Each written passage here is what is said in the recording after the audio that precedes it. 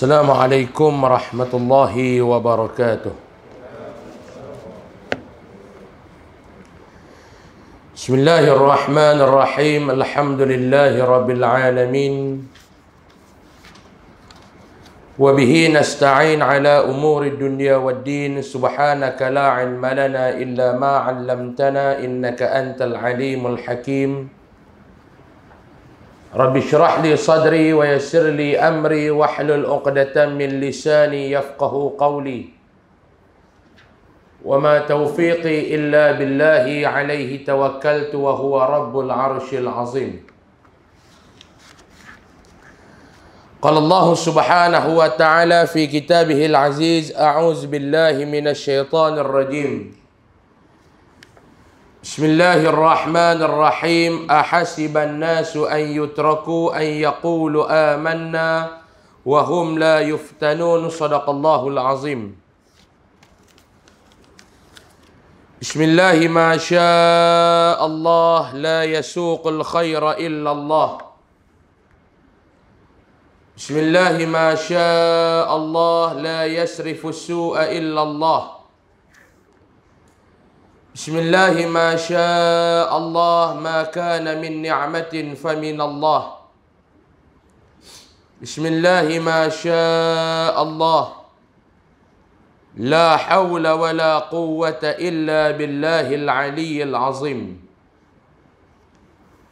Tuan-tuan muslimin dan muslimat, hadirin dan hadirat rahimakumullah.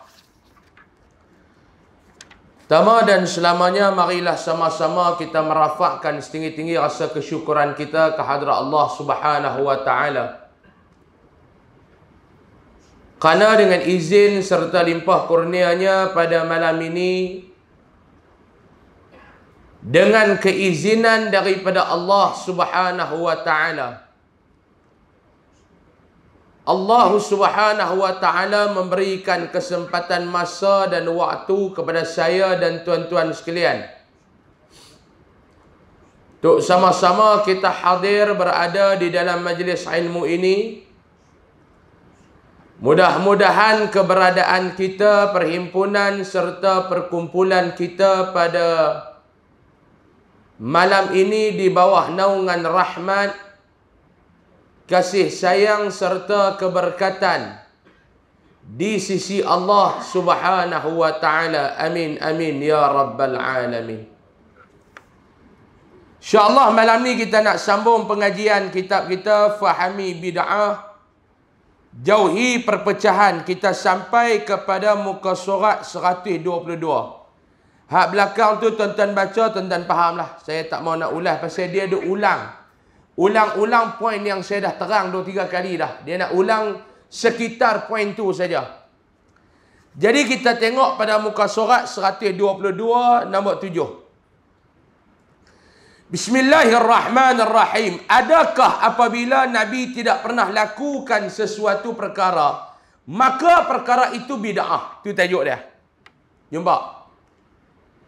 Adakah apabila Nabi SAW tidak melakukan sesuatu perkara ataupun sesuatu amalan itu, maka perkara itu ni dihukum ataupun disifatkan sebagai bid'ah. Yang ni yang kita nak tengok malam ni tuan-tuan. Timbul 1-2 hari ni tuan-tuan ni dia duk main balik dah masalah ni. Kita reda saat itu, kita bertenang saat itu, dia duk main pula dah ni benda-benda ni.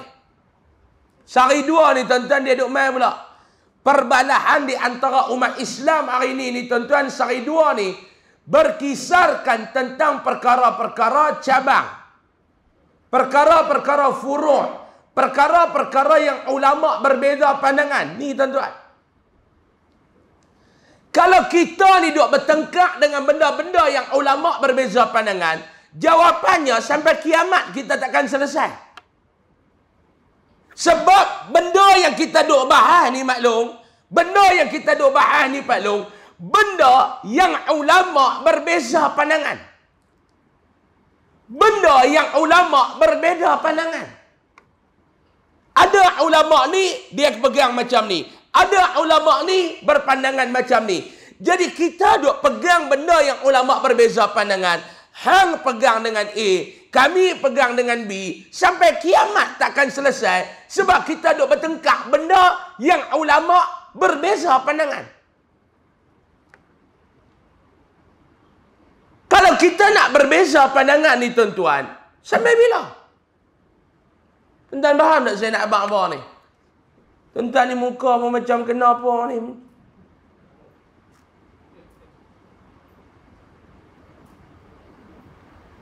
Kita duk bertengkar masalah masakan maklum. Masalah masakan. Maklum ni pakar dalam buat asam pedas. Pakar buat asam pedas. Kalau mai kau belah ni jangan duk bertengkar lah buat asam pedas ni, dia kata jangan duk bertengkar dengan dia, tobat tak menang lah. Sebab apa dia? Asam pedas dia ni nombor satu lah. Orang yang tak pernah makan asam pedas pun kalau makan asam pedas dia, tambah. Takkan tinggal. Kita duk bertengkar masalah asam pedas. Kawan ni masak, ni saya bagi contoh lah. Masak. Kita jenis masak, bunga kantan kita bulah sekali. Daun kesum kita bulah sekali. Kawan ni, sebelum buh minyak dia buh bunga kantan lah. Dengan daun kesum. Jadi kita duk bertengkar benda tu lah. Sekali jadi dah asam pedas. Yang hang pun jadi. Yang dia pun jadi. Hang nak bertengkar macam apa? Cara masakan. Sama lah kita duk berbeza pandangan dengan masalah cabang ni. Memang ulama berbeza pandangan. Hang bertengkar ila yaumil qiyamah. Sampai hari kiamat takkan selesai. Lah sekali apa dia yang dia awak keluar? Ni apa dia buat apa ni? Nabi tak pernah buat. Bid'ah. Bolehkah kita pegang lagu tu? Buatlah sekali, jangan duk buat benda ni tuan-tuan. Sebab apa? Sebab Nabi tak buat. Tuan-tuan, kalau hukum ni berdasarkan benda Nabi buat, Nabi tak buat, senanglah. Ulama tak payah duk ajak kita bab usul fiqh lah tuan-tuan. Dia takkan lahirlah ilmu usul fiqh kalau sekadar hukum kita ni pegang. Hak ni Nabi tak buat, jangan duk buat. Hak ni benda Nabi buat, buat. Yang ni Nabi tak buat, tak payah buat. Tak mainlah ilmu usul fiqh. Jadi kita nak tengok ni. Golongan yang selalu berhujah dengan menyatakan sesuatu perkara itu bid'ah kerana tidak dilakukan oleh Rasulullah SAW atau para sahabat, perlu mengetahui bahawa majoriti ulama menetapkan bahawa tidak boleh berhujah dengan cara itu. Poin yang pertama. Orang yang duk main kata ni, yang ni jangan duk buatlah, Nabi tak buat. Yang ni jangan duk buatlah, para sahabat tak buat. Ni dia kata ni. Orang ni kena ketahui, orang ni kena tahu satu benda. Apa dia? Majoriti ulama menetapkan, majoriti ulama mengatakan apa, bahawa apa dia? Tidak boleh berhujah dengan cara macam tu. Tak boleh. Ulama menetapkan bahawa tak boleh berhujah dengan cara yang macam tu. Tak boleh. Hujah macam mana? Benda ni jangan duk buat, pasal Nabi tak buat. Benda ni jangan duk buat ni, sahabat, para sahabat pun tak buat. Ulama kata tak boleh berhujah dengan cara yang macam tu. Maknanya apa dia? Majoriti ulama menolak hujah tu. Sedaplah tuan-tuan. Yang ni jangan duk buat, Nabi tak pernah buat. Yang ni jangan duk buat, para sahabat tak pernah buat. Hari ini ada orang yang duk main duk buh lagu tu, saya nak tanya tuan-tuan.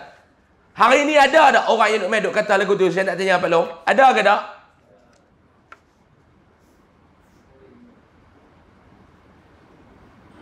Saya kemarin ni balik daripada Pulau Langkawi.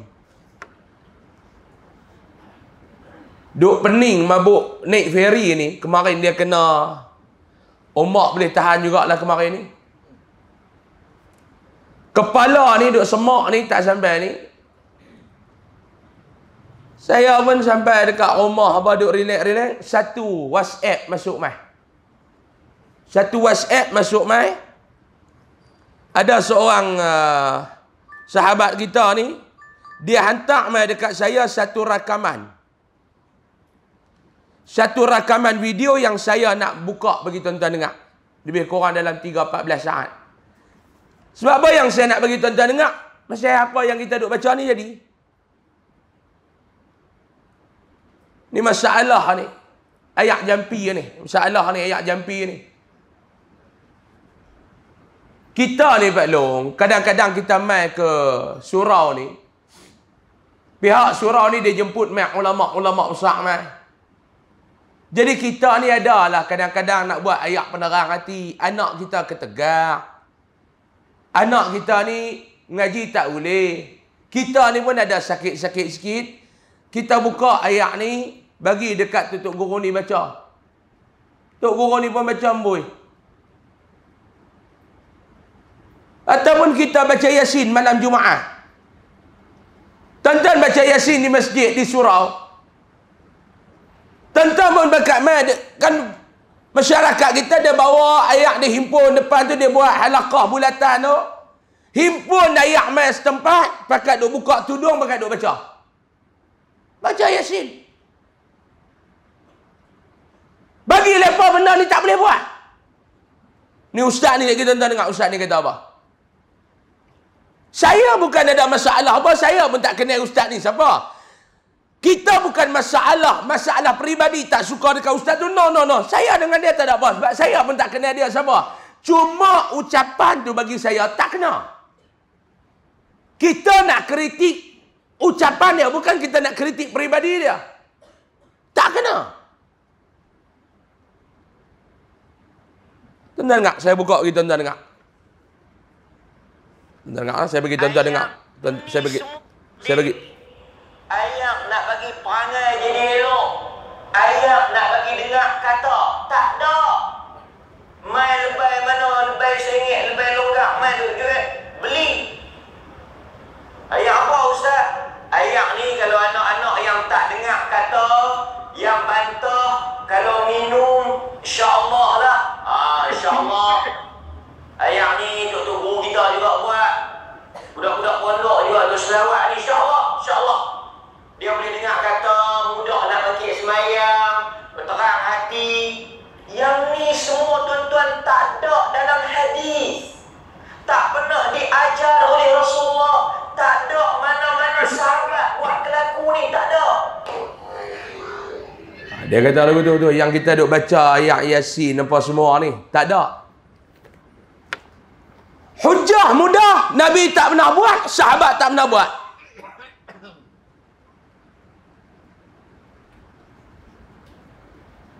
Ni ada orang kata lah, ni ustaz ni masalah, dia duk kritik ustaz duk berniaga. No, tak ada masalah tuan-tuan. Lillahi ta'ala saya bercakap ni bukan kerana saya nak bela diri saya ke apa tak tuan-tuan. Kalau siapa sekadar nak kritik diri saya ke, nak kritik 2-3 individu yang lain, silakan. Kalau salah, ada dalam video ni saya dengar yang benar, dia nak marah satu ada ustazah apa mana tu, hak duk pi duduk meniaga ayat tu, duk buat marketing kepada nama Masjidil Haram apa semua. Kalau benar, kritik tindakan orang tu. Jangan kita balun ke semua umpama marahkan nyamuk bakar kelambu. Kalau kata ni tak pernah duk buat ni, duk baca, duk jampi ayat ni, Nabi tak pernah buat, para sahabat tak pernah buat. Adakah kita nak bagi satu gambaran hak Tok Guru duk buat, hak para alim ulama dulu buat ni, benda ni menyesatkan. Ni yang kita duk pi duk baca Yasin apa duk letak ayat di tengah-tengah. Tak ada siapa pun minta cah tuan-tuan. Almarhum Datuk Dr. Harundin mai duk kuliah, habis tu orang duk letak ayat benar. Almarhum Datuk Ismail Qamus, tak ada satu sen pun yang mereka minta. Adakah perbuatan mereka ni juga salah? Hal ni bukan masalah peribadi ke apa, tak ada tuan-tuan. Lagi bila saya jawab lagu ni, ada orang kata ni ustaz ni dia duk bela Tok Koko. Tak tuan-tuan. Tuan-tuan silakan nak kritik apa. Kalau saya salah, kritik saya. Jangan sampai kritikan tu memberi gambaran yang tak elok kepada para alim ulama. Baik, kita nak tengok tuan-tuan. Lah ni tuan-tuan bawa ayat. Tuan-tuan bawa ayat. Anak tuan-tuan ketegar. Tuan-tuan bawa ayat. Tuan-tuan sakit. Tuan-tuan bawa ayat, tuan-tuan tak apa sihat, pi dekat Tok Guru. Yang pertama kita nak tengok, perbuatan ni boleh ke tak? Yang ni yang kita nak tengok ni. Sebab tadi dia kata, tak pernah dibuat oleh Nabi, tak pernah dibuat oleh para sahabat. Benarkah kenyataan tu? Yang pertama kita nak tanya, di dalam Al-Quran, ada ayat-ayat syifa di dalam Al-Quran? Ada ayat-ayat syifa? Di dalam suratul Isra ayat 82. Allah Subhanahu wa taala berfirman, a'udzu billahi minasyaitonir rajim. Ayat ni kita kajian baca. Wa nunazzilu minal qur'ani ma huwa shifaa'un wa rahmatun lil mu'minin. Allah Taala sebutlah. Sadaqallahul azim. Allah Taala kata pada dia, wa nunazzilu minal qur'an, dan kami telah menurunkan daripada Al-Quran ma huwa shifaa'un wa rahmatun lil mu'minin, barang yang menjadi ia penawar dan rahmat kepada seluruh orang-orang yang beriman. Allah Ta'ala makna Al-Quran ni penawar. Sebab tu ulama kata di dalam Al-Quran ada 6 ayat yang disebut sebagai ayat-ayat syifa. Dalam Al-Quran ada 6 ayat yang disebut sebagai ayat-ayat syifa. Yang pertama, di dalam surah At-Taubah ayat 14. Yang kedua, surah Yunus ayat 57. Yang ketiga, surah An-Nahl ayat 69. An-Nahl 69. Yang keempat, surah tadi ni, Al-Isra ayat 82 yang kita baca tadi. Yang kelima, surah Asy-Syu'ara ayat 80. Dan yang keenam, surah Fussilat ayat 44. Jadi kalau kita buka ayat ni tuan-tuan, kita baca yang tu boleh ke tak? Ada tak ayat-ayat penawar di dalam Al-Quran? Jawapannya ada. Bila kita baca ayat-ayat syifa ni kita boleh ke tak? Jawapannya boleh, sebab ayat-ayat ni ada dalam Al-Quran. Baik. Yang pertama.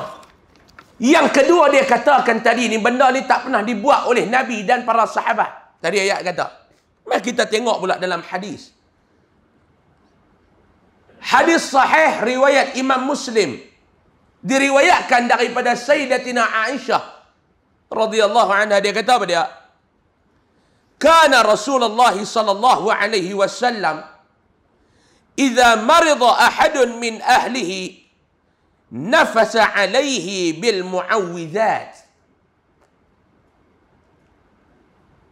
Sayyidatina Aisyah kata, kana Rasulullah sallallahu alaihi wasallam, adalah Nabi ni, Nabi Muhammad sallallahu alaihi wasallam ni, idza marida ahadun min ahlihi, bila ada salah seorang daripada ahli keluarganya yang sakit, nafasa alaihi bil muawwidzatin, Nabi akan baca 2 surah Al-Muawwidzat.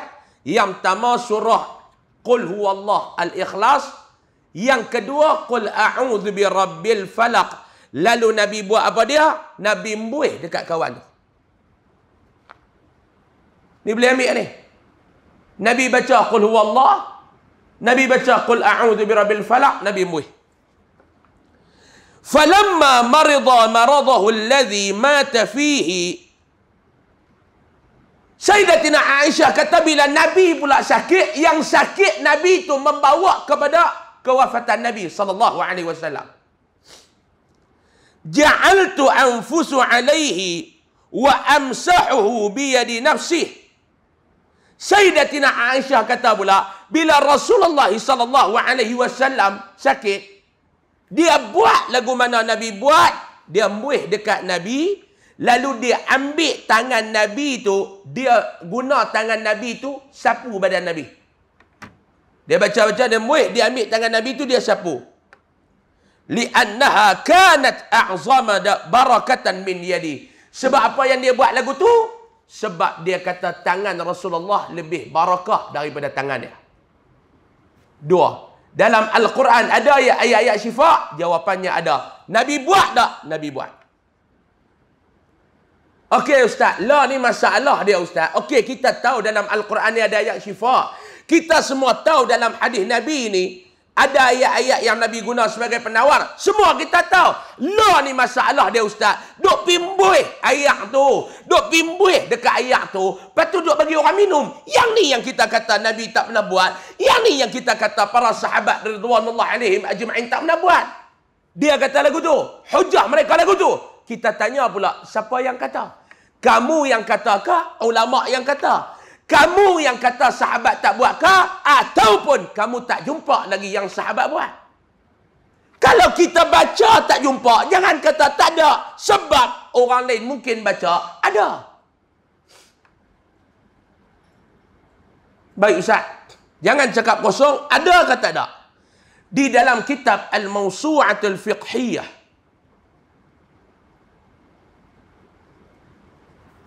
merakamkan apa kata Imam Ibn Abidin. Saya sebut dalam kitab apa yang saya ambil ni, Al-Mawsu'ah Al-Fiqhiyah, Mawsu'atul Fiqhiyah. Dia kata apa dia? Sarraha al-fuqaha'u bijawazil istihfa'i biqira'atil Qur'ani 'ala al-marid. Dalam kitab ni kata apa dia?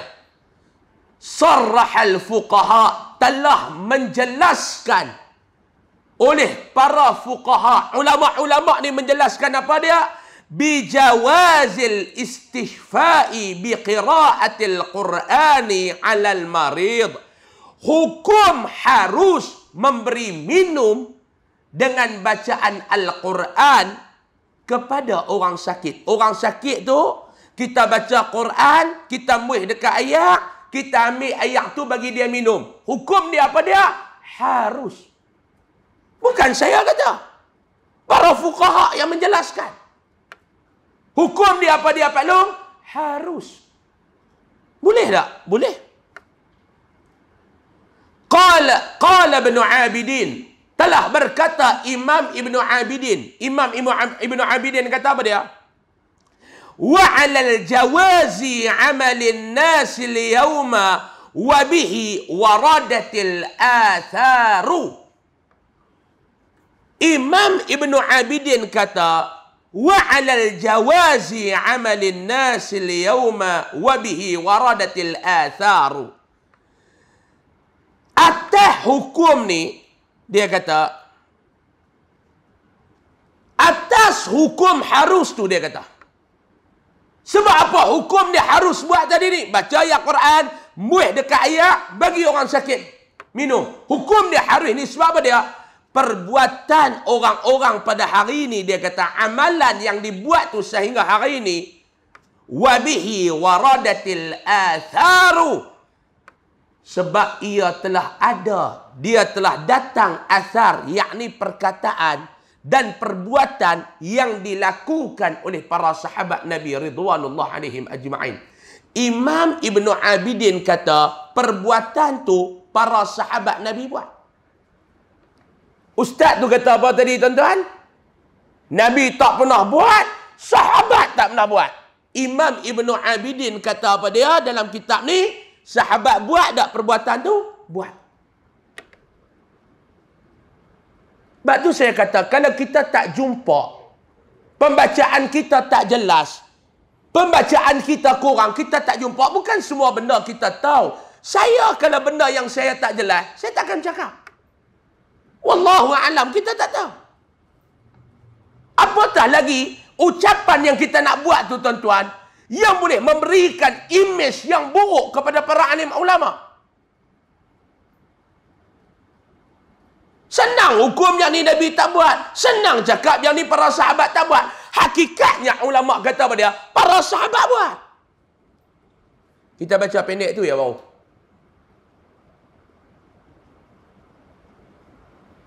Sebab tu jangan sewenang-wenangnya menghukum amalan-amalan yang dilakukan oleh para alim ulama dahulu ni sebagai bid'ah dengan dalil dan hujah yang sangat rapuh, yang ditolak oleh majoriti ulama. Apa dia? Perkara tu Nabi SAW tak buat dan para sahabat tak buat. Kata-kata dan hujah tu ditolak oleh majoriti ulama. Saya lepas raya baru ni,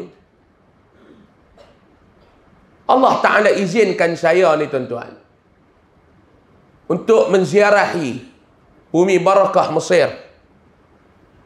Duduk di sana lebih kurang dekat 7-8 hari lah duduk di sana lah. Ketika dalam kesempatan tu kita diizinkan oleh Allah untuk menziarahi para alim ulama yang masih ada dan yang telah tiada. Kita pergi ziarah. Antara yang kita ziarah ni tuan-tuan, tokoh-tokoh ulama dunia. Al-alimul allamah Profesor Dr. Ahmad Umar Hashim, mantan rektor Universiti Al-Azhar dan pemegang sanad tertinggi hadis di dunia. Keturunan baginda sallallahu alaihi wasallam. Tuan-tuan, kepala ni, dalam kepala ni tak ada lain hadis. Saya ingat saya bawa masa dia main ke Kedah tahun 2019 dulu ni. Saya jadi driver. Dia ni guru ayah saya. Ayah saya buat master tu dengan dia lah dulu ni di Mesir tu, di Al-Azhar tu dengan dia. Dia duduk dalam kereta Badruddin baca hadis ke-48 dalam Sahih Al-Bukhari. Oh, dia tuan-tuan. Tak ada, bukan kitab pun tak ada kat ayah saya ni, tak ada. Dia suruh baca, ayah saya pun duduk sat baca. Habis Badruddin baca hadis ke-93 dalam Sahih Muslim. Oh, kacau tuan-tuan. Mau dia tembak kita mampu Mau dia kata apa? Long baca hadis innamal a'malu binniyat. Itu lagi tak apa. Panjang pun tak, pendek pun tak. Takat tu kan. Daripada muda ambil ketua. Tambah pun tak, kurang pun tak. Ingatan mereka ni. Hadis. Orang hebat. Hari yang kedua, Allah Ta'ala izin pula bertemu dengan mantan mufti Mesir, Dr. Ali Jum'ah. Lepas tu pergi pula ke Iskandariah, berjumpa dengan Syekh Muhammad Ibrahim Abdul Ba'is Al-Kattani. Ini semua ulama-ulama hebat ni tuan-tuan. Ketika kami berkunjung ke rumah Dr. Ali Jum'ah ni, duduk dengan ulama ni, dia tak ada sembang apa, dia sembang bab ilmu lah. Kita tanya soalan, minta amalan. Antara kami tanya dekat dia, ni yang kita duk bahas ni. Kita tanya dia, Maulana, apa pandangan kamu kepada golongan-golongan yang suka bercakap dua benda? Antaranya, banyaklah yang mereka bercakap, yang selalu mereka cakap dua benda. Yang pertama, kami ni tidak terikat dengan mana-mana mazhab. Bisa dengar tak ayat tu? Kami tak terikat dengan mana-mana mazhab. Kami tidak bermazhab. Dah, kami Ahlussunnah wal Jamaah. Cuma kami tak macam kalian. Imam Syafi'i, Imam Maliki. Tak, kami tak terikat dengan mana-mana mazhab. Kami bebas nak pegang kepada mana-mana pandangan yang kami rasa yang ni lebih kuat. Yang ni Imam Syafi'i dia tak ubah nak kuat, dia pegang hadis yang tak ubah nak kuat. Imam Malik pegang hadis yang kuat, kami nak pegang hadis. Tak mau terikat dengan mana-mana mazhab. Yang kedua, benda ni jangan duk buat pasal apa dia? Sahabat dan Nabi tak pernah buat. Kami nak tanya pandangan kamu wahai guru Maulana. Apa pandangan kamu? Dia jawab pendek ya. Golongan ini adalah golongan yang miskin, dia kata. Kesian dekat mereka kerana mereka ni miskin. Ni orang miskin, dia kata. Miskin apa? Miskin apa? Dia habaq miskin, kita kena faham lah miskin apa. Bukan kita nak miskin kot mana pula dah. Nanti nampak kita pun tak cerdik lah. Miskin apa dia? Dua. Yang pertama, miskin adab dengan ulama. Yang kedua, miskin ilmu. miskin adab dengan ulama. Yang kedua, miskin ilmu. Macam ni lah. Tuan-tuan. Tak ada jangan. Kita ni senang-senang. Nabi tak buat. Senang-senang ya. Oh, yang ni Nabi tak buat. Yang ni Nabi tak buat. Yang ni Nabi tak buat. Jangan lagu tu, tuan-tuan. Majoriti ulama menolak hujah ni. Hujah apa dia? Benda ni Nabi tak buat. Hujahnya apa dia? Sahabat tak buat. Majoriti ulama menolak pandangan ni. Baik. Sebagai contoh, dah kita bawa ni. Sebagai contoh, mereka berkata, golongan-golongan yang ni kata apa dia? Sambutan Maulid Nabi bid'ah. Membaca Yasin setiap malam Jumaat bid'ah. Membaca Fatihah ketika memulakan sesuatu majlis bid'ah. Yang ni boleh berkata. Macam kita lah nak mula mesyuarat PIBG ke apa. Tuan-tuan, kita mulakan majlis pertemuan kita pada kali ini dengan mengambil berkat. Kita membaca Ummul Kitab Al-Fatihah. Bagi mereka, bid'ah. Sebab apa dia? Nabi tak buat. Sebab apa dia? Sahabat tak buat. Mudah. Macam tadi kita tengok. Duk baca ayat boy. Bagi anak minum, ni ayat sekadik. Nabi tak pernah buat. Sahabat tak pernah buat. Ay, ya Allah, tuan-tuan. Saya ni, tuan-tuan. Kalau sekadar mereka nak hentam saya ke apa ke, saya tak layan. Saya abang betul, tuan-tuan. Tuan-tuan tengoklah mereka duk hentam saya. Saya layan ke, tuan-tuan? Saya tak layan. Tak apa layan. Bak saya dulu saya layan lah. Kali saya duk fikir balik. Ya, aku ni mau layan ke semua ni lah. Kali aku seruk mereka sihat. Darah kerja duk naik ya. Cara mudah. Jangan duk dengar ceramah mereka apa. Tapi masalah bila orang main hantar bagi kita dengar. Ni ya, darah duk naik juga. Lah, kali mereka sihat, kita seruk. Lepas tu mereka nak buat apa dekat saya tak ada. Sebab bagi saya mudah. Kalau buat dekat saya yang rugi tak ada masalah apa. Dan orang pun tahu yang mana hak dan yang mana batil. Tapi bila disentuh amalan para alim ulama, memburukkan para alim ulama, yang ni saya kena bangkit dan saya kena pertahankan ulama. Ni. Tuan-tuan hari ni duk dengar serabut kerana ni. Senang ya, tuan-tuan. Yang ni jangan dia buat. Nabi tak pernah buat. Sampai nak baca Fatihah di awal majlis pun tak boleh. Kerana tidak pernah dilakukan oleh Rasulullah SAW. Tu ya jawapan apa? Mereka perlu tahu majoriti ulama usul fiqh tidak menerima pakai kaedah berhujah yang mereka gunakan. Majoriti ulama usul fiqh ni, tuan-tuan, menolak hujah ni. Tak pakai. Ulama usul fiqh tak pakai. Sebab tu yang kita duk lawan golongan ni, tuan-tuan. Yang kita gelarkan mereka ni. Tuan-tuan pun tahu dan masyarakat awam pun duk sebut mereka ni golongan. Golongan apa? Wahabi. Kita menentang Wahabi ni bukan sebab dia tu Wahabi.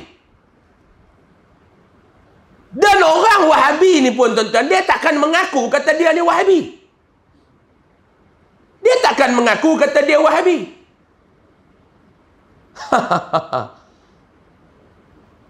Dia takkan mengaku. Mana ada orang mengaku saya Wahabi, tuan-tuan? Saya Wahabi. Wahabi ni macam saya lah. Tak ada. Melainkan ada seorang tu yang Menteri Wilayah lah ni. Dalam satu video dia kata, saya Wahabi ni orang macam saya lah. Baik, tak apa lah. Tak ada masalah lah. Saya nak abang kat tuan-tuan, dah jujur saya bercakap ni dalam surau ni. Saya sendiri pun kawan-kawan Wahabi ada. Hak mengaji sama dengan kita dulu. Hak dia pergi mengaji balik jadi Wahabi ada. Kan kita nak marah. Tapi mereka ni tak ekstrim. Dia mengaji takat dia saja. Tak ada masalah. Ada kawan saya 2-3 orang. Balik daripada luar apa semua. Dia ni kita tengok pun dia tahu Wahabi. Tak ada masalah. Saya panggil dia main kenduri tahlil di rumah. Dia main. Tapi dia tak baca. Dia di ujung tu sorang-sorang. Biar Tapi lah jangan kacau ya. Kematian tok saya. Dia mai kita baca talqin, dia lagi hidup bawah pokok seorang-seorang. Tak ada masalah. Dia tak mau buat, tak apa. Kita nak buat, dia tak kacau. Yang kita tentang, yang kita duduk lawan ni tuan-tuan, adalah golongan Wahabi yang ekstrim. Mereka tak mau buat dan mereka suka kacau serta membida'ahkan amalan kita. Yang ni masalah. Dia tak mau baca doa ramai-ramai lepas semayang. Tak mau baca, tak apalah.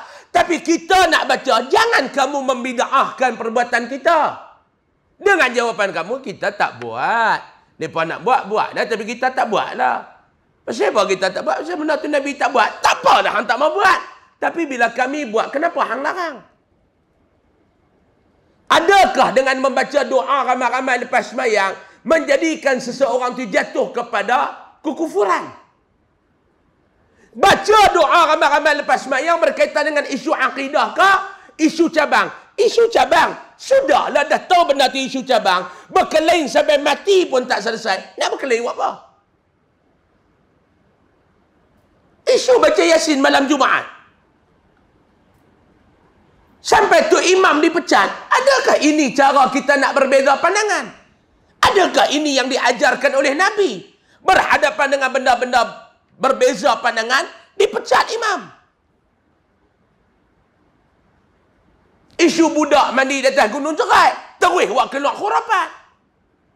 Tanpa selidik. Ni beza tuan-tuan. Kita menentang golongan ni kerana apa dia? Ekstrim mereka di dalam perbezaan pandangan. Ekstrim. Kalau dibiarkan bukan sekadar bid'ah, bunuh pun bunuh. Ni lepas duk viral 1-2 hari ni, satu buku yang dijual di apa nama tu? Pesta buku tu. Buku yang dikarang oleh ustaz seorang di Malaysia ni. Seolah-olah menghalalkan pertumpahan darah. Kerana benda-benda macam dia. Ziarah kubur. Ayah kedua baru ni saya pergi ziarah kubur tok saya. Tok Wan saya. Ayah kedua. Dah ayah pertama tak dan. Dia berkata awak tak pergi ziarah ayah pertama ustaz pun nak bida'ah ke? Tak.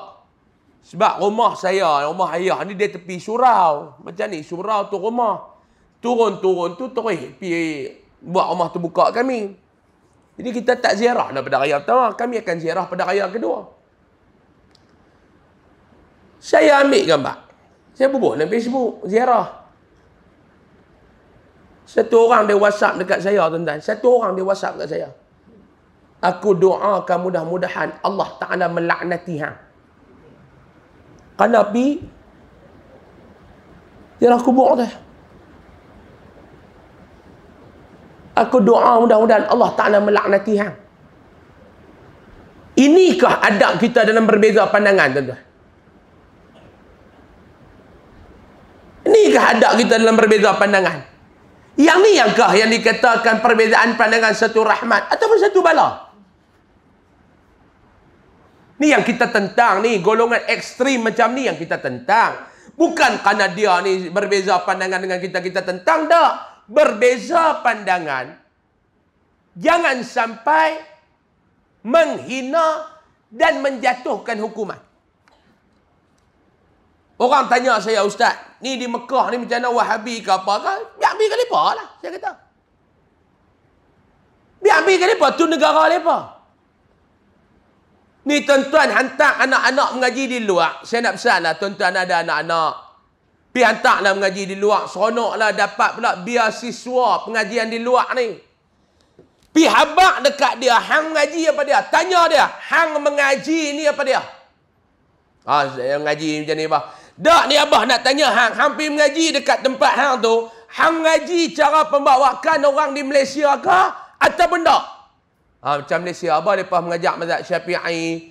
Ahlus Sunnah wal Jamaah, Aqidah Asy'ariyah Maturidiyah abah dah. Saya mengaji bah. Betul? Betul bah. Tak ada nak balik-balik bid'ah kami bah. Tak, ada mengaji. Balik malam ni tanya. Ataupun Janganlah dia kata, beza sikit apa. Macam di Malaysia tu, perbuatan yang mereka buat bid'ah. Habak kat dia, hang bungkuih baju baliklah. Hang bungkuih baju, hang baliklah. Saya duk ngaji lagu tu. Pasal hang balik, hang akan kacau amalan orang setempat. Hang bungkuih baju, hang baliklah. Hang jangan duk mengaji. Aku tak mau keturunan aku duk balik duk perak-peranda masyarakat di Malaysia ni. Aku tak mau. Pasal kita balik di Malaysia ni tuan-tuan, kita ada mazhab yang kita pegang. Kita balik duduk di Malaysia, dah kerajaan pemerintah kita kata daripada sudut fiqh ikut mazhab Imam Syafi'i, follow lah. Saya mengaji di luar ustaz dulu, saya mengaji dalam mazhab Maliki. Okey, tak apa. Kamu nak beramal untuk diri kamu? Ya, saya mengaji untuk beramal diri saya.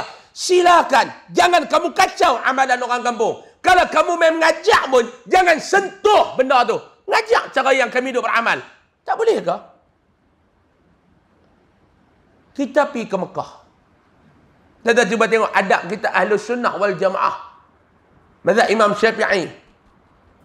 Kita diikut cara Imam Ghazali, Aqidah Asy'ariyah dan Maturidiyah. Cuba tengok cara kita pergi ke luar negara macam mana.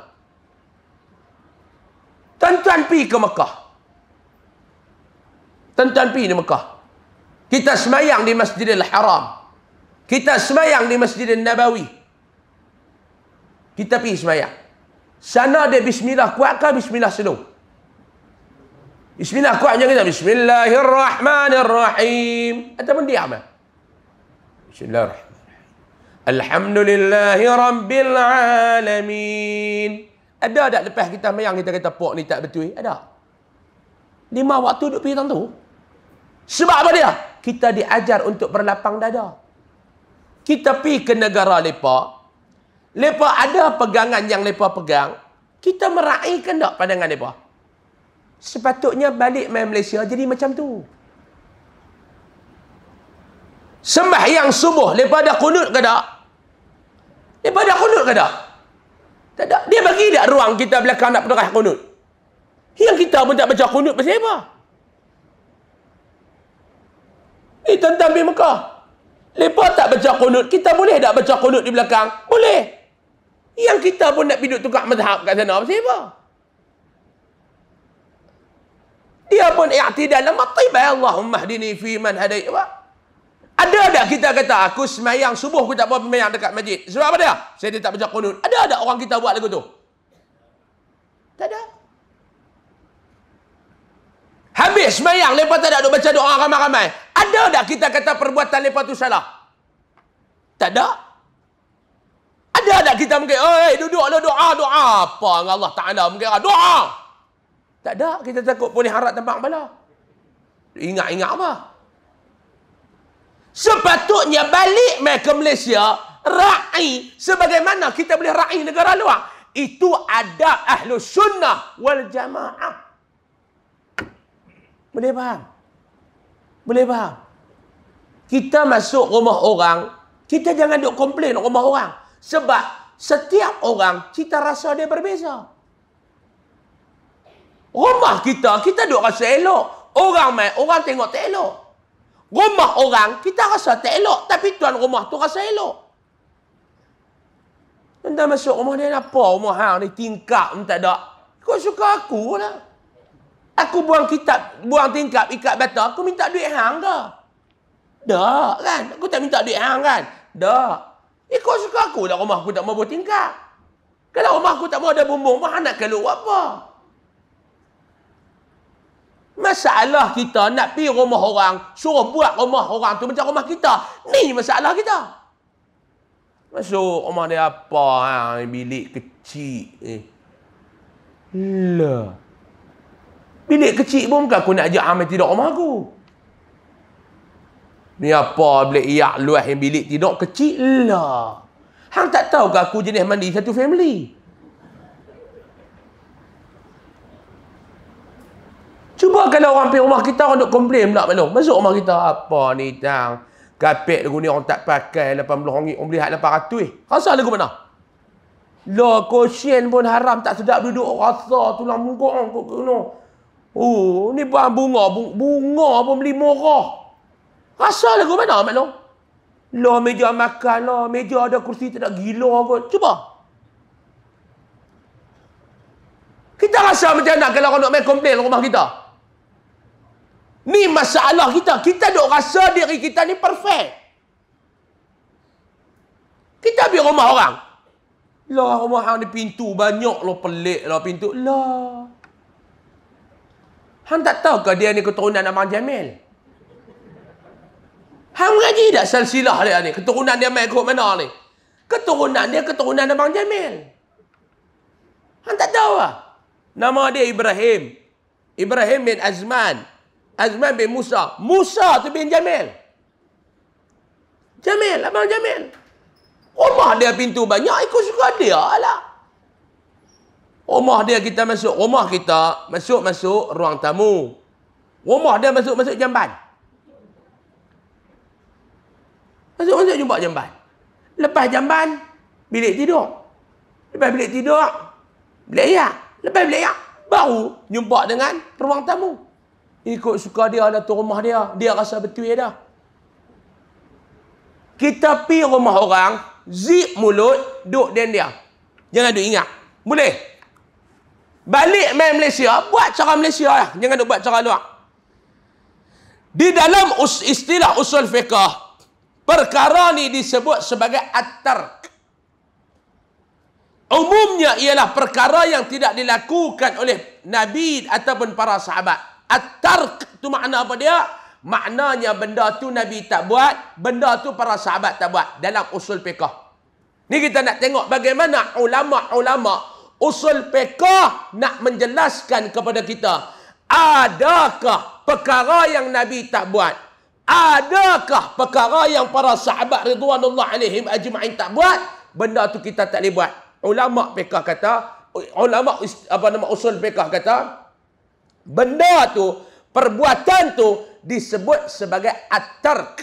Alif, lam, ta, ra, ka. Maknanya pada at-tark, benda tu sahabat tak buat, benda tu Nabi tak buat dalam istilah usul fiqh. At-tarku huwa an yatruka an-nabiy sallallahu alaihi wasallam syai'a aw yatrukah as-salafus salih min ghairi an ya'ti hadithun aw atharun bin nahyi an dhalika syai'i al-matruki mimma yaqtadi tahrimuhu aw karahatuh. Maksudnya at-tarku tu maksudnya apa dia?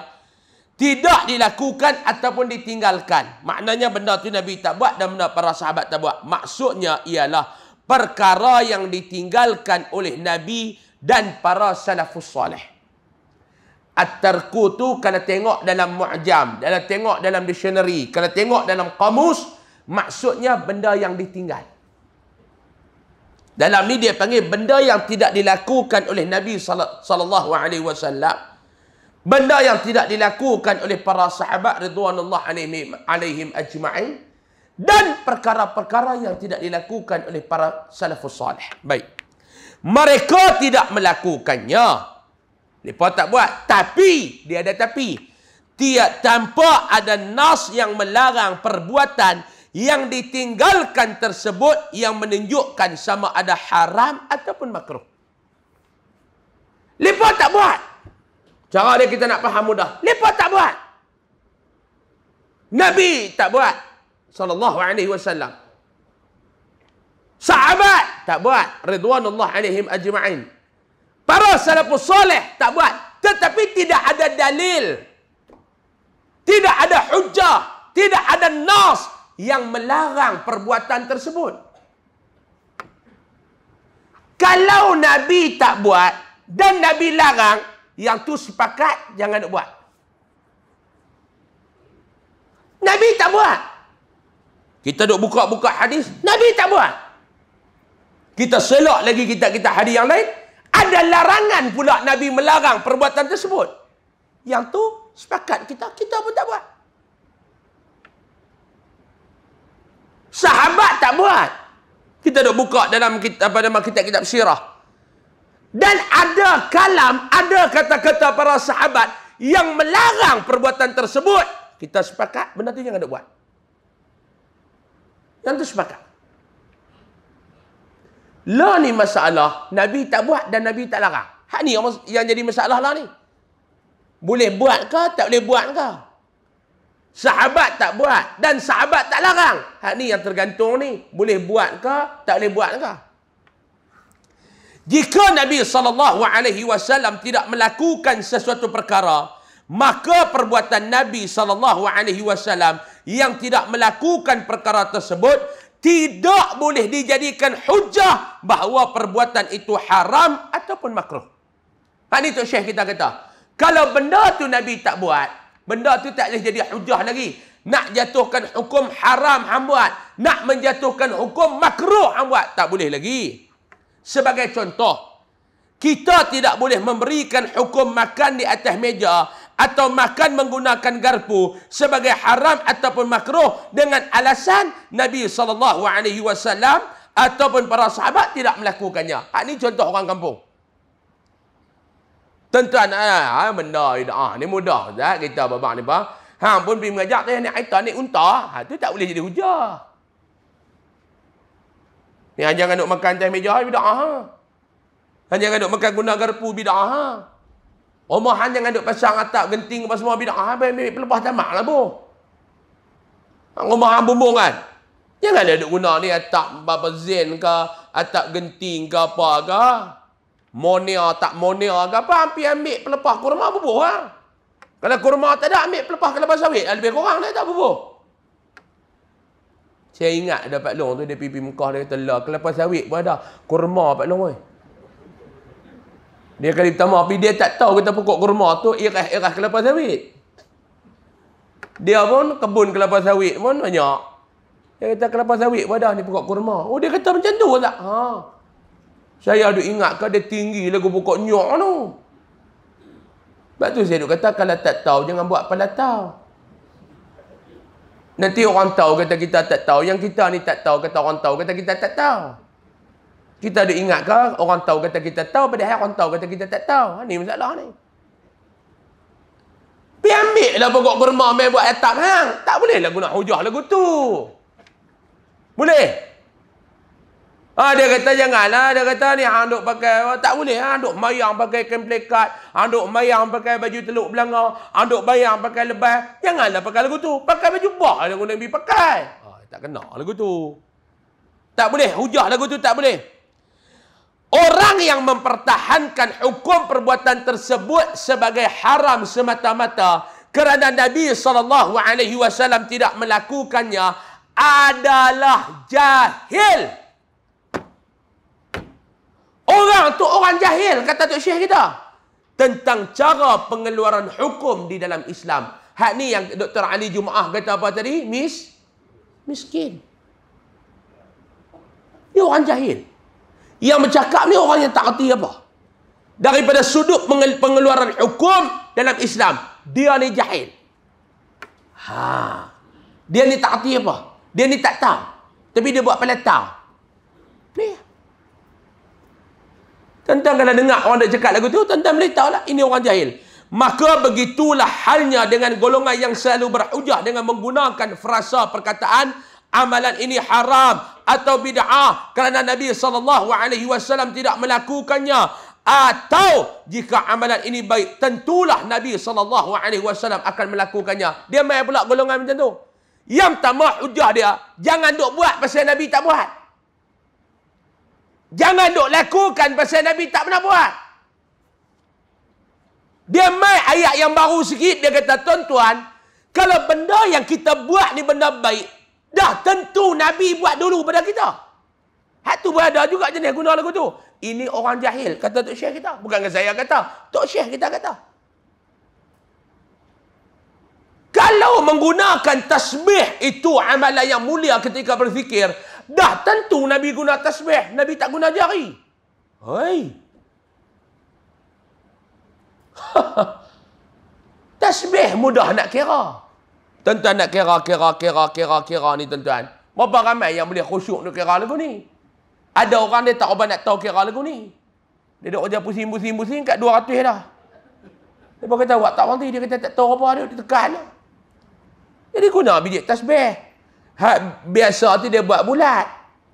Had dah cukup 33 tu dia buat biji tu bagi tajam sikit. Saya kita ni jenis duk pejam mata. Kan orang Melayu ni jenis rajin pejam mata. Semua pejam mata. Ustaz mengajak pun dia pejam mata. Tak tahu celah mana mata dia buka. Tuan-tuan cuba tengok orang Melayu. Mata buka celah mana? Dengar khutbah. Mata pejam.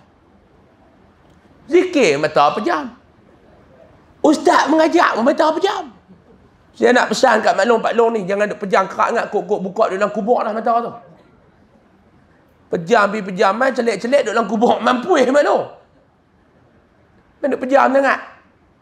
Kuliah orang lain boleh pejam. Kuliah saya jangan. Banyak dah duk pejam kuliah saya tak mana. 3 hari lah jalan lah. Dia duk berzikir, dia duk pejam biji mata. Lepas buat elok dah. Cukup 33 biji tu bagi tajam sikit. Nak abang apa dah? Cukup dah. Masalah tasbih pun boleh nak menerakakan orang. Kacau, tuan-tuan. Jangan. Yang tu orang miskin. Yang tu orang susah. Yang tu perbuatan orang jahil. Paling tinggi hukum yang boleh diberikan hanyalah meninggalkan lebih utama. Jika ada siapa yang melakukannya, tidak boleh dikatakan makruh. Apatah lagi haram ataupun bid'ah.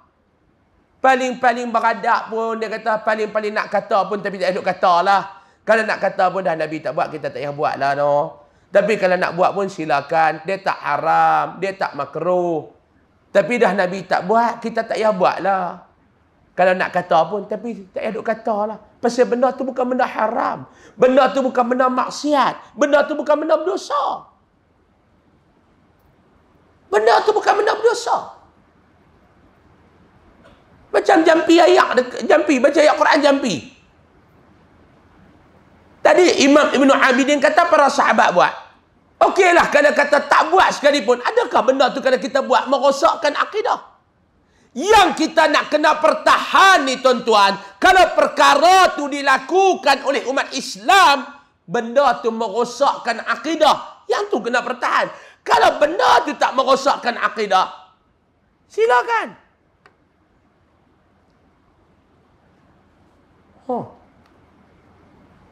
Mandi dekat Gunung Cerai, klaim-klaim khurafat.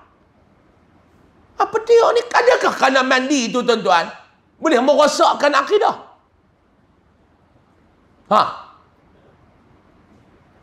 Dah dia kata ni duk apa ni, duk pergi ambil berkat-berkat nak. Tuan-tuan, saya nak tanya dulu, dalam Islam ulama bahas tak tentang tabarruk? Tabarruk tu datang apa ustaz? Mengambil berkat dengan ulama. Ulama bahas ke tak? Agak-agak tuan-tuan, ulama bahas ke tak? Ataupun majoriti ulama kata haram bertabarruk dengan ulama. Kalau majoriti ulama kata lagu tu, kita peganglah. Tapi ulama berbeza pandangan. Salam cium tangan ulama. Tujuan kita apa dia? Yang pertama menghormati dia. Yang kedua mengambil berkat daripada dia. Kamu kata tak ada, pegang pandangan kamu. Kami pegang pandangan yang kata ada. Ni baru ni lepas duduk tahan bercampur ayat liak apa. Duk pergi belah mulut, duk ambil kurma bubuh dalam mulut, tak ambil pula pergi duk calik pula dekat budak-budak tu. Oh yang ni belaga kuman apa. Hang kalau hang fikir aku tu mampu Tuan-tuan kalau duk fikir lagu tu mampu tuan-tuan.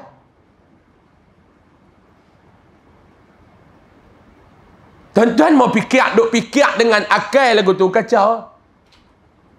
Fikir dengan akal lagu tu, semua benda tuan-tuan buat, tuan-tuan nak kena bagi diterima oleh akal. Islam tak boleh lagu tu tuan-tuan. Kalau tuan-tuan nak fikir dengan akal, baru tuan-tuan nak terima. Hak yang kita duk pergi duduk tawaf dekat Kaabah tu siapa? Pusing. Pergi buat kerja umrah duk pusing. Lepas tu duk pergi duduk pula. No, di Arafah duk pergi ngangah apa kat Arafah. No, balik ngangah lah hotel lah sedap. Betul tak? Duk pergi buat kerja haji Kalau tuan-tuan nak fikir ngakai. Duk pergi ngangah kat padang Arafah. Kalau nak fikir ngakai lah. Dengan belik iyak pun teruk. Mau kita pula itu cirit jenuh. Kecil besar yang beliak tu kita nampak tu.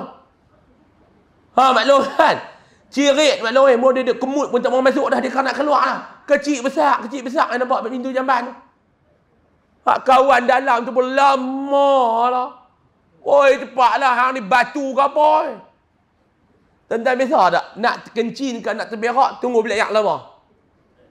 Biasa tak maklum? Kita ada ingat orang tua sekali keluar budak. Hang buat apa? Dia kata kencing. Kencing apa makan 10 minit? Besar tak mana nak kencing panjang. Saya 2-3 kali dah kena keluar budak ya, kata budak ni aku bagi punya lama aku ingat orang tua. Kita cirit ni tuan-tuan duk tolak pun dia tak mau masuk dah. Tak. Tuan-tuan duk gelak apa macam tuan-tuan tak pernah kena. Jalan, dia berjalan-jalan dia nak keluar berhenti tu. Rentas masuk tu. Duk tuai dia tak mau masuk dah. Lagi dekat dengan jamban lagi dia nak terkeluar. Amboi. Duk tunggu pula ni tak mau nak keluar. Kali keluar budak macam aku nak tumbuk oh. Lama tak padan. Tu kita hak duduk dekat tanah awam. Nu bayangkan hak pergi buat kerja haji ni duduk tunggu kat Padang Arafah. Kalau tuan-tuan nak fikir dengan akal, baliklah duduk melangutlah hotel. Wukuf lah. Tapi di hotel lah. Tuan-tuan fikir. Ni ada pula duk bagi cadangan minta kerajaan Arab Saudi buat hotel pula di Padang Arafah. Ada tuan-tuan duk baca ni cadangan. Lah. Macam-macam orang ni tuan-tuan. Dulu kita zaman tak ada Facebook, tak ada social media ni. Kita nak tahu pandangan orang ni, kita bercakap kot dalam kampung lah. Lah ni ada social media tuan-tuan. Tuan-tuan boleh tengok kepala otak orang ni, dia punya komen. Kadang-kadang tak logik akal. Baru ni saya baca dalam satu lah. Dia buat posting tu, dia duk tangkap gambar lah. Dia cerita tentang kelebihan wukuf apa semua ni. Tangkap gambar nampak marmut. Saya pun saja duk tekan komen duk baca. Syok duk baca komen ni kadang-kadang geli bulu ketiak, kadang-kadang geli bulu hidung. Duk baca.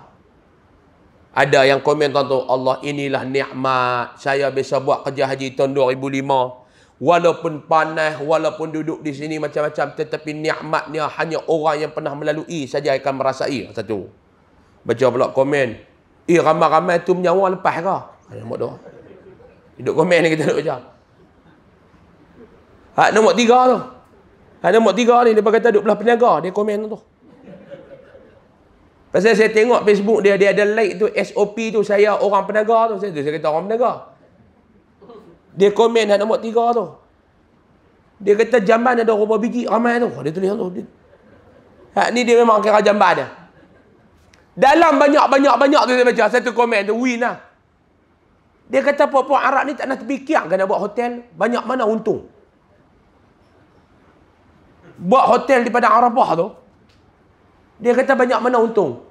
Sekali musim haji dia kata untung setahun. Tahun depan buka pula hotel ni. Oh dia punya fikir tu. Tuan-tuan kalau tengok dia punya fikir.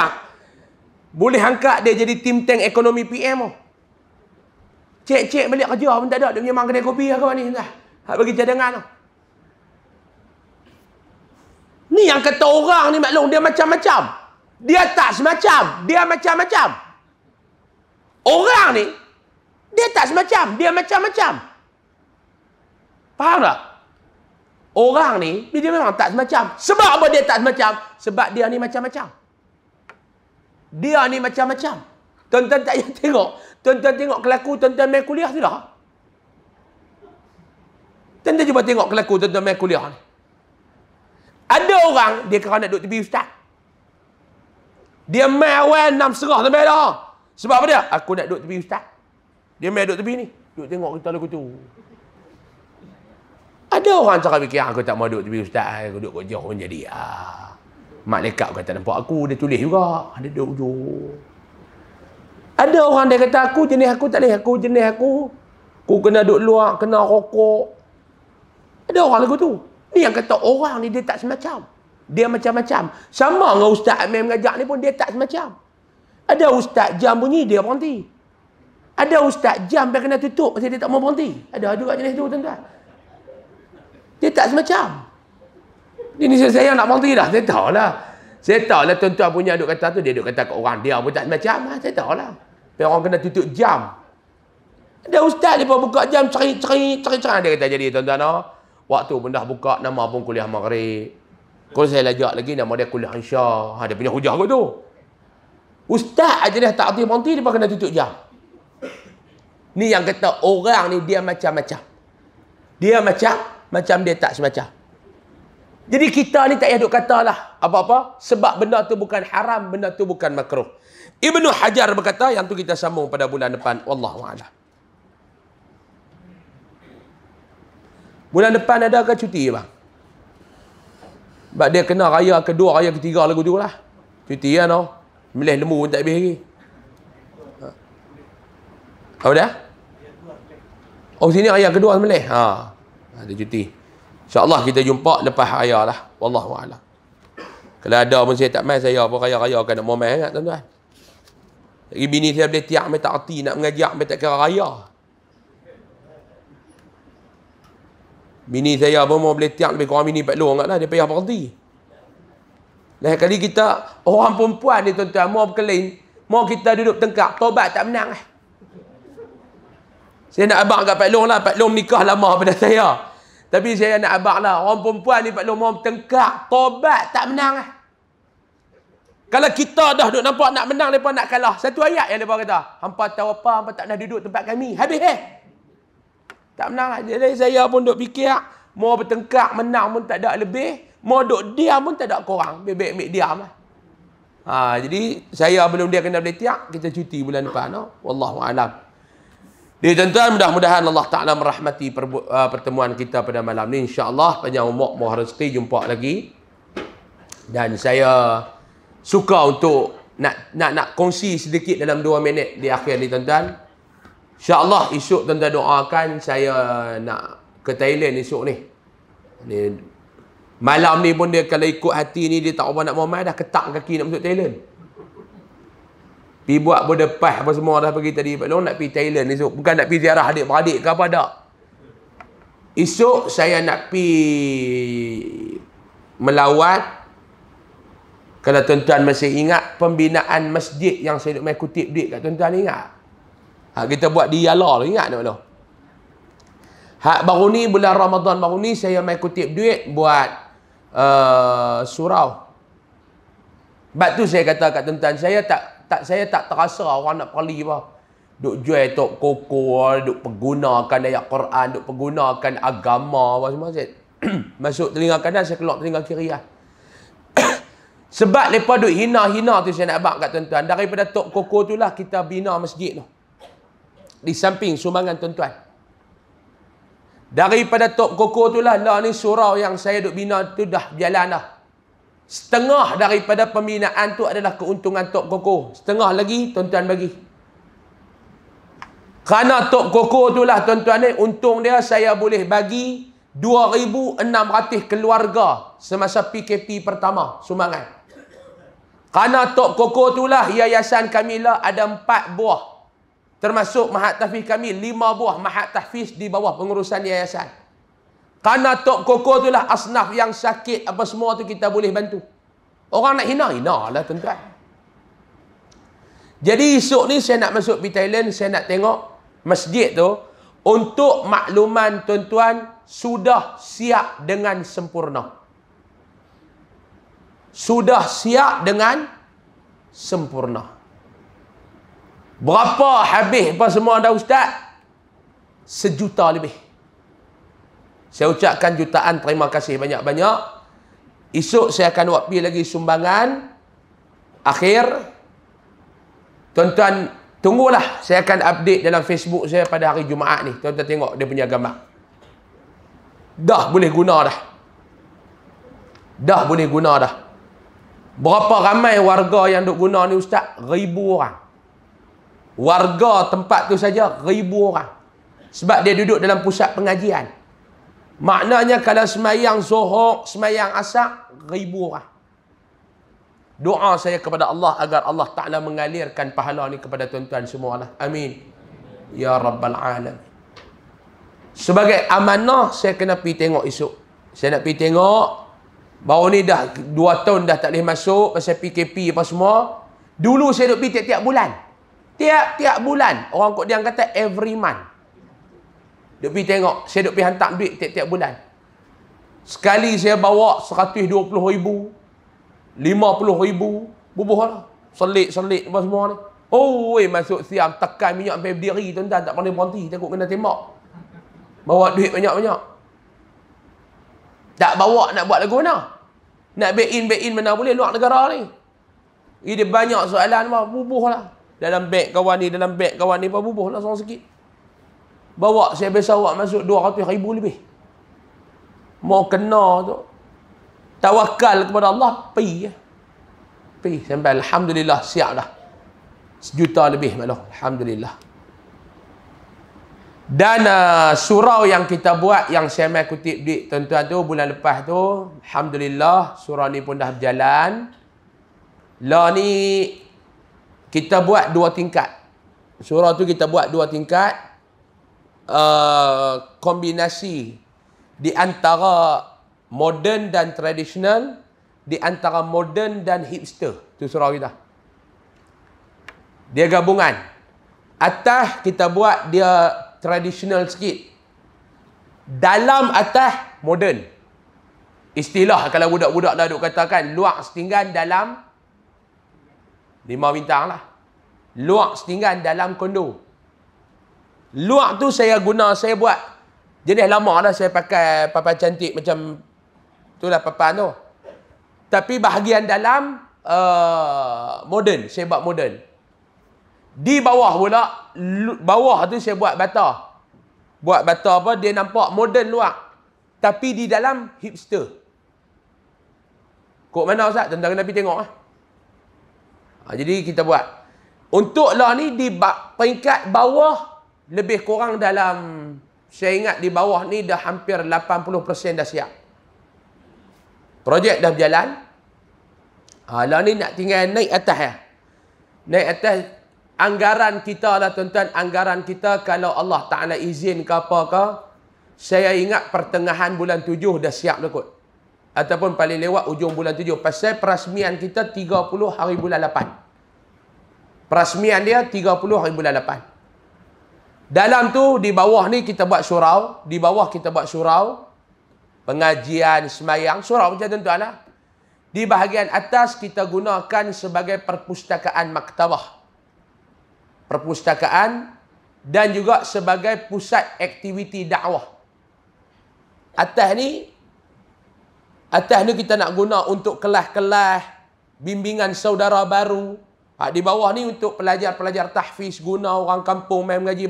Di atas ni kita nak buat ada bilik pengajian untuk dia aktiviti dakwah dan surau. Sebab tu kita namakan tempat tu Ar-Riyadah Dakwah Center.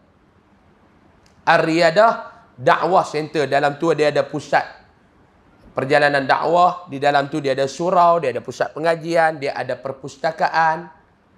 Dalam tu juga dia ada unit penyelidikan. Ada semua tuan-tuan. Nanti ni dia ada unit penyelidikan. Yang perpustakaan yang kita akan buat akan digunakan oleh unit penyelidikan. Yang tu tak apalah. Yang penting bangunan tu siap. Bab pengisian insya-Allah kita isilah kot mana pun insya-Allah. Saya doakan mudah-mudahan Allah Ta'ala merahmati tuan-tuan. Ustaz, untuk wakaf surau tu dibuka lagi tak? Buka. Lagi tak siap? Buka. Dah siap? Tutup. Untuk masjid di Yala tu macam mana dah Ustaz? Saya dah tutup 3 bulan lepas. 3 bulan lepas, saya tutup takat awal bulan Ramadan. Bulan Ramadan saya buka untuk surau ni pula. Dah tutup dah. Siapa yang nak wakaf, wakaf untuk surau ni saja insya-Allah tuan-tuan. Wallahualam, saya mohon maaf banyak-banyak kalau ada salah dan silap. Akhir kalam macam biasa dah. Habis sembahyang fardu Isya nanti ada tabung. Dia ada di luar sana untuk tabung pendidikan dan kebajikan Yayasan Ar-Riyadah macam tiap bulan tuan-tuan buat.